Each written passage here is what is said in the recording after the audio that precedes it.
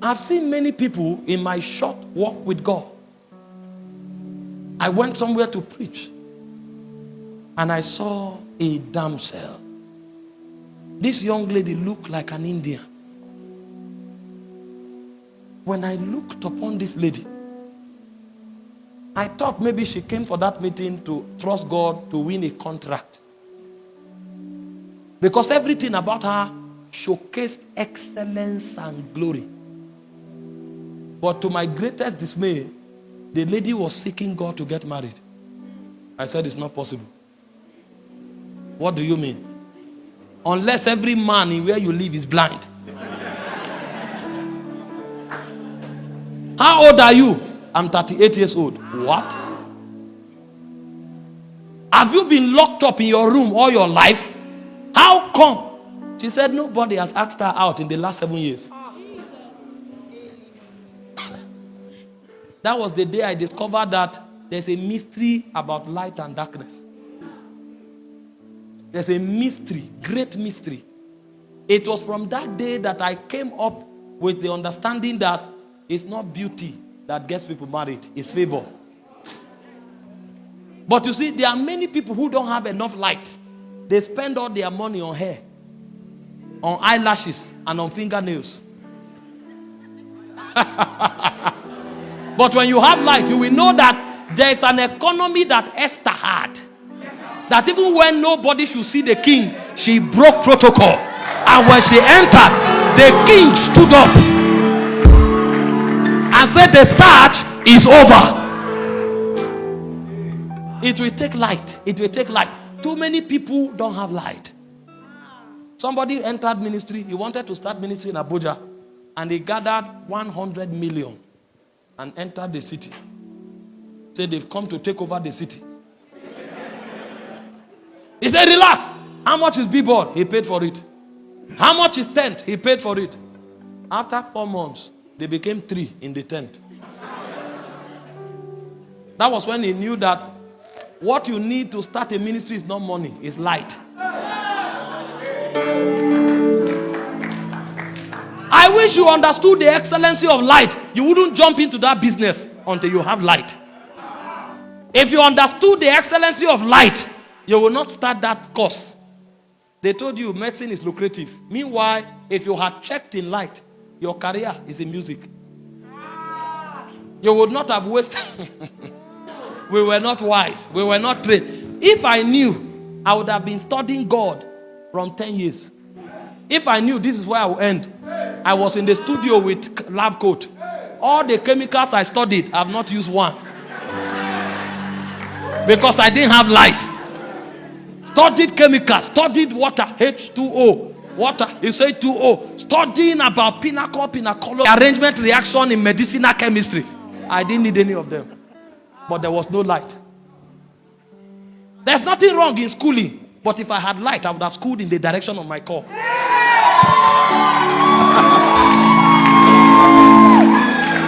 I would have schooled. It would have equipped me better. But I didn't have light. I was groping in darkness for many years before I began to hear the sounds of heaven.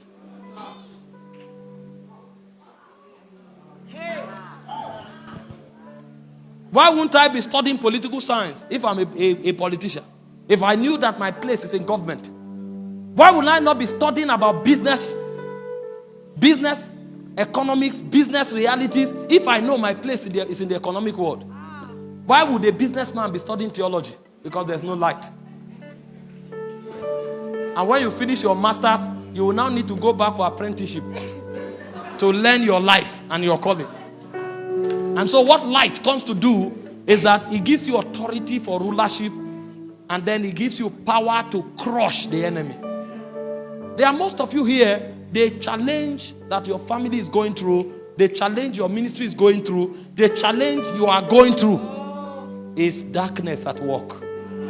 If you had one flicker of light shine through that darkness, that challenge would have crumbled. And so the excellency of the presence, the glory of the presence is the fact that the presence furnishes you with light. Light that is consistent with your destiny. It looked at Jeremiah. He said, before you were formed in your mother's womb, I knew you. I ordained you and I sanctified you to be a prophet. You are not a priest. Your great-grandfather, your grandfather, and your father may be priests. You are a prophet. And your order of the prophetic is to uproot and to plant. And so when Jeremiah enters a city, he knows that he's an architect of civilization. If he sees something that is not consistent with the will of God, he can say, by this time next year, vanish from the face of the earth. Because he found his destiny.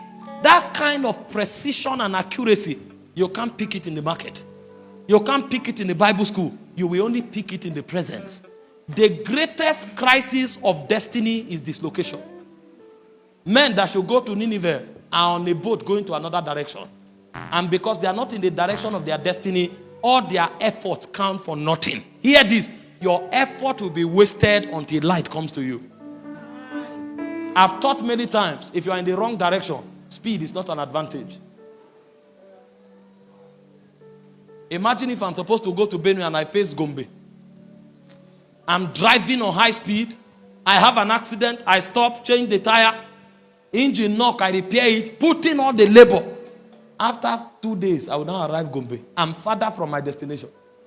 But if I had light and somebody tells me, take left, not right, all of that waste wouldn't have been necessary. The excellency of the presence is that the light of God is furnished. And that light gives you authority to prosecute destiny. And that light gives you authority to destroy the enemies of your destiny. You are not a victim. You are just in darkness. And the moment light comes to you, you will discover how helpless the devil is. The devil is not as strong as he parades himself to be. He's a defeated foe. He's having spoiled principalities and powers. He made a public show of them, triumphing over them by the cross. The devil is not powerful. The devil only has instrument of deception that he uses to keep the sons of light in captivity. The moment light comes to you, you will discover your rulership over the devil. That's the excellency of the presence of God. That light dwells in God's presence. And so what does light do? Two things. Number one, light gives you authority in the realm of God. Because if you see things the way God sees them, then you can do them the way God does them. Jesus said that everything I do is what I see my Father do that I do. So light is the symbol of authority in the spirit realm. In Job chapter 38 verse 4, it said, declare now if you have understanding. What gives you the right to change things? What gives you the right to speak? What gives you the right to change things is the measure of light that is in you. If you have no light, you have no authority in the realm of God. What gives men power and authority in the realm of God is the light with which they are walking. In John chapter 1 verse 4 to 5, it said the light shines in the darkness. And it said the darkness comprehended it not. Every time light comes to you, you become an authority. And so the way God strengthens his servants is that he allows his light to shine upon them. You know the moon has no light. The light of the moon is received from the sun. But the moon is the ruler of darkness. And so the reason the moon is the ruler of darkness is because it's drawing light from the sun. That's how we also live and exercise authority on the face of the earth. Because every time we interact with the light of God, we begin to exercise authority. And Job said in Job 29 verse 3, he said, by light I walk through darkness. If there's anything in your life challenging your Christian experience, is because there's no light in that area. And so the cure to that problem is to visit the presence again. Because the moment light comes, authority is bequeathed. The second thing light does is that it crushes the enemy. The devil will remain a tyrant in your life until light comes. The moment light comes without talking, the devil will run. See what you are struggling with. There are some men that if they show up, they won't need to talk. That thing will vanish forever and ever because they came. Not because they are speaking, but because the light they carry is a witness in the realm of the spirit. In 2 Thessalonians chapter 2 verse 8, it said, and then shall the wicked be revealed, whom the Lord shall consume with the spirit of his mouth, and he shall destroy with the brightness of his coming. Light destroys darkness.